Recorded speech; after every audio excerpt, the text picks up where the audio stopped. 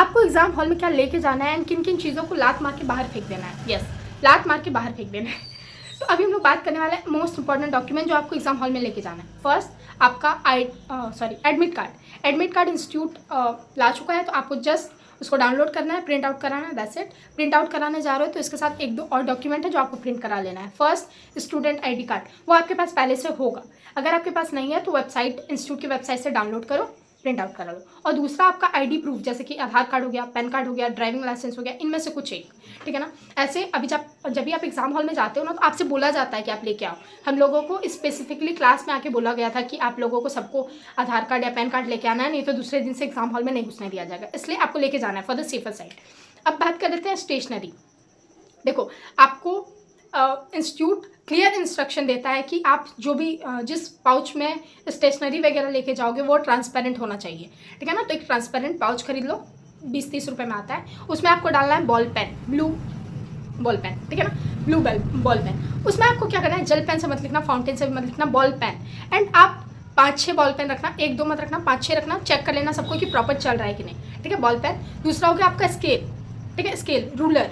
Third thing is कि pencil, हाँ pencil, क्योंकि एग्जाम हॉल में मतलब अभी जब भी आप एग्जाम दोगे ना, तो स्ट्रिक्टली मना होता है कि आपको क्वेश्चन पेपर में पेन से कोई भी मार्क नहीं करना है, इसलिए पेंसिल रखो, वहाँ पे आप मार्क कर सकते हो। पेंसिल, इरेजर, शार्पनर, ठीक है। ये हो गया स्टेशनरी का बात, ठीक है। अभी इसमें एक और चीज़ है, कैलकुलेटर।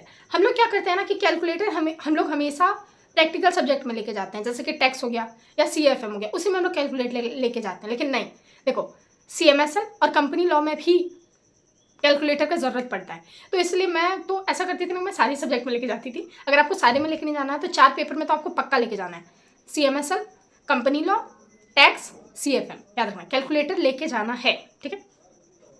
और अभी बात कर लेते हैं वाटर बॉटल। वाटर बॉटल आपको लेके जाना है, ट्रांसपेरेंट पानी का बॉटल। ऐसे तो जहाँ पे भी आप जाते हो ना, वहाँ पे अवेलेबल रहता है पीने का पानी, लेकिन अपने साथ लेके जाया करो वाटर बॉटल, ठीक है।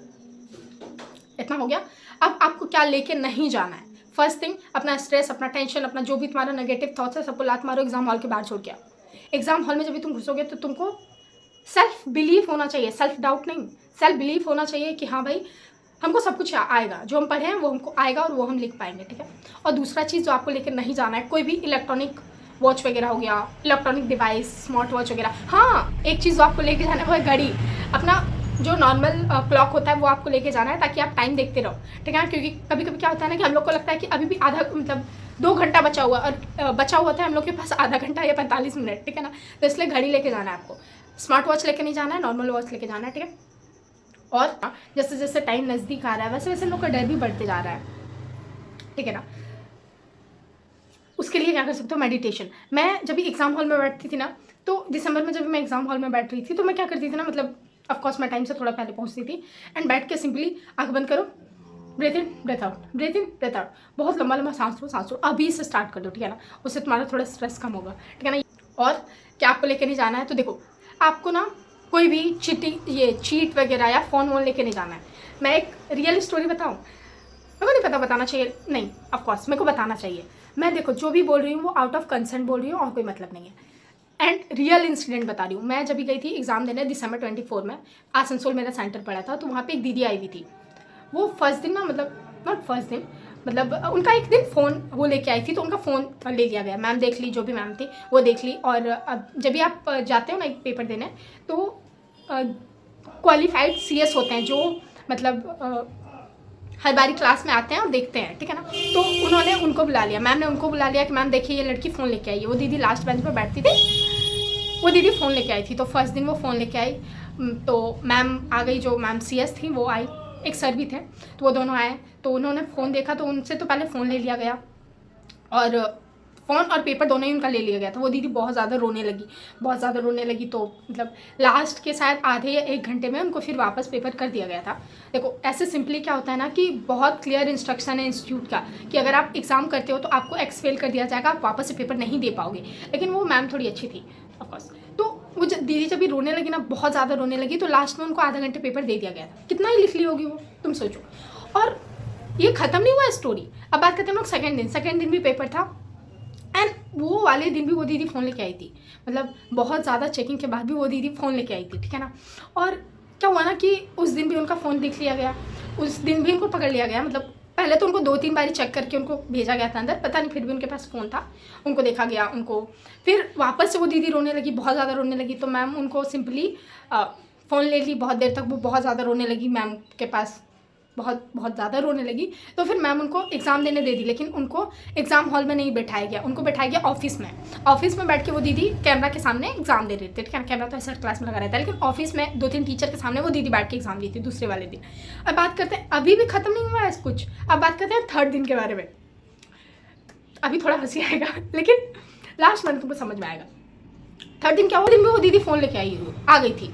तुम सोच लो किस लेवल की वो, क्या बोल सकते हैं, तो वो थी वो तीसरे दिन भी फ़ोन लेके आ गई थी, ठीक है ना। और तीसरे दिन तो मैम लोग को भी, मतलब तुम कितना माफ़ करोगे। पहले दिन वो रोने लगी, दूसरे दिन रोने लगी, तो उनको पेपर लिखने दे दिया गया। तीसरे दिन भी वो बहुत ज़्यादा रोने लगी, समझ रहे हो। तो उनके पेरेंट्स को बुलाया गया, उनके मम्मी पापा दोनों ही आए थे। तुम सोच रहे हो तुम्हारी वजह से, उनकी वजह से, वो जो दीदी थी उनकी वजह से उनके मम्मी पापा कितना सेम फील कर रहे होंगे। वो रो रहे थे, लिटरली उनके मम्मी पापा रो रहे थे। जो सीएस थे, जो भी टीचर वगैरह थे, उनके सामने वो लिटरली रो रहे थे अपनी बेटी की गलती के लिए कि प्लीज़ इनको एग्ज़ाम देने दे दीजिए। सोच रहे हो कितना, मतलब कितना शर्म वाला बात है वो, कि तुम्हारी वजह से तुम्हारे मम्मी पापा रो रहे हैं। कितना मतलब सेम फील करने वाला बात है। तुम ऐसा चुल्लू भर पानी में डूब के मर जाओ, वैसा सिचुएशन तुम सोच रहा है। तुम देखो, मैं सिंपली ना आउट ऑफ कंसर्न बोल रही हूँ, as a friend, as a sister, मैं जो समझ रही हूँ, तुम आउट ऑफ कंसर्न में बोल रही हो कि ऐसा गलती बिल्कुल मत करना। सोचो तुम्हारी वजह से जिस दिन तुम्हारे मम्मी पापा रो रहे हो ना ऐसे शर्म से, उस दिन तुमको मर जाना चाहिए। लेकिन ऐसा हरकत मत करना, प्लीज़ प्लीज़ प्लीज़, ठीक है ना। कोई भी चिटिंग लेकर नहीं जाना। मैं एक रियल इंसिडेंट बता रही हूँ। लिटरली उनके मम्मी पापा रो रहे थे, जो भी टीचर थे, जो भी सामने थे, उनके सामने रो रहे थे, उनके पैरों को पकड़ के कि मैम प्लीज़ मेरी बेटी को एग्ज़ाम देने दे दीजिए। सोच लो कि कितना गंदा, कितना मतलब वाहियात फीलिंग होगा ये, सोच लो। तो इसलिए प्लीज़ ऐसा मत करना। देखो वो मैम अच्छी थी, जो उन्होंने उनको 2 दिन एग्ज़ाम देने दे दिया। तीसरे दिन उनके मम्मी पापा रोने लगे, तो शायद उस दिन भी एग्ज़ाम देने दिए मिल गया था, पता नहीं। शायद उस दिन उनको एग्ज़ाम देने नहीं मिला था, लास्ट पेपर था, CFM का था, और उस दिन उनको एग्ज़ाम देने नहीं मिला था। तो ऐसे भी फेल ही हुई होंगी, तुम सोच।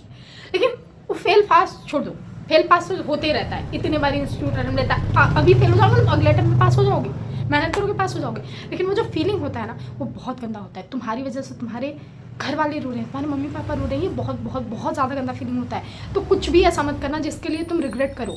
ऐसे मैं सिंपली बता देती हूँ कि अगर तुम चीटिंग वगैरह लेके आते हो तो क्लियर रहता है, क्लियर इंस्ट्रक्शन रहता है इंस्टीट्यूट का कि तुमको एक्सपेल कर दिया जाए, फिर तुम एग्ज़ाम नहीं दे सकते हो, ठीक है ना।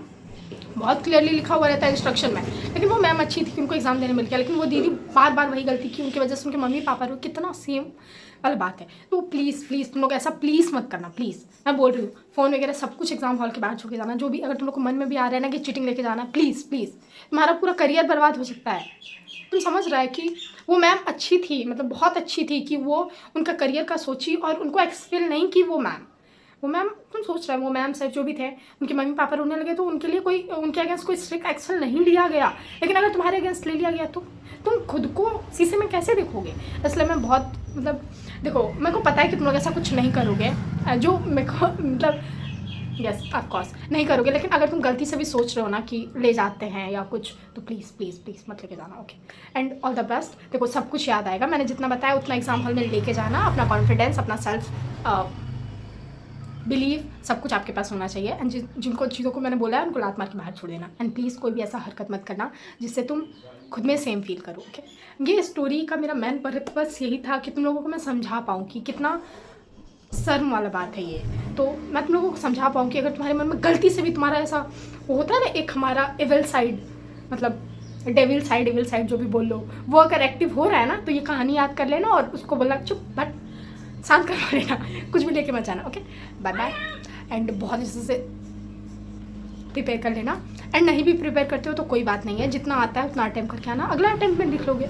एंड जो चीज़ अभी तुम्हारे साथ सही नहीं होगा ना, वो अगले अटेम्प्ट में पक्का सही होगा। तुमको वो चीज़ मिलता है जो तुम्हारे लिए सही होता है, ये चीज़ याद रखना। और कोई भी ऐसा हरकत मत करना प्लीज़, ठीक है।